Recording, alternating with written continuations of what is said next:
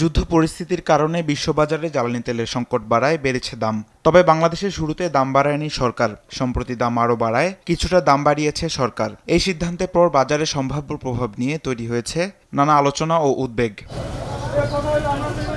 শনিবার নারায়ণগঞ্জে শিল্প প্রতিষ্ঠান পরিদর্শনে গিয়ে শিল্প ও বাণিজ্য মন্ত্রী খন্দকার আব্দুল মুক্তাদির জানান, জ্বালানির মূল্য বৃদ্ধির পরও দেশের শিল্প উৎপাদন কিংবা রপ্তানিতে কোনো নেতিবাচক প্রভাব পড়েনি। জ্বালানি মন্ত্রণালয় যেভাবে তার গ্যাস সরবরাহের ম্যানেজমেন্ট করে, সেখানে ব্যক্তি খাতের শিল্প কলকারখানাগুলিকে সর্বোচ্চ অগ্রাধিকার দেওয়া হয়। বিদ্যুৎ উৎপাদনের পরেই ব্যক্তি খাতের শিল্প কারখানা।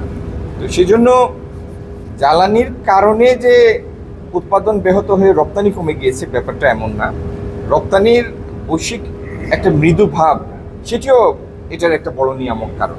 ভবিষ্যতে বাংলাদেশ তার জ্বালানি নিরাপত্তার জন্য এলএনজি স্টোরেজ ফ্যাসিলিটি তৈরি করবে, তাহলে হঠাৎ করে বৈশ্বিক মূল্যের উল্লম্ফনও আমাদের সেইভাবে অভিঘাত দেবে না। একই সঙ্গে মূল্যস্ফীতি বাড়ার গুজব থেকে সবাইকে সতর্ক থাকার আহ্বানও জানান তিনি।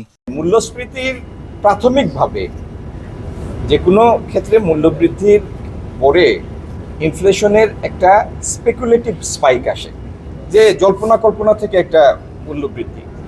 এই স্পেকুলেশনের ফাঁদে যেন আমরা কেউ না পড়ি। এদিকে রাজধানীর মোহাম্মদপুরে বিআইডব্লিউটি এর এক অনুষ্ঠানে সড়ক পরিবহন মন্ত্রী শেখ রবিউল আলম জানান, পরিবহন ভাড়া বৃদ্ধি শুধু ডিজেল চালিত পরিবহনের ক্ষেত্রে প্রযোজ্য হবে।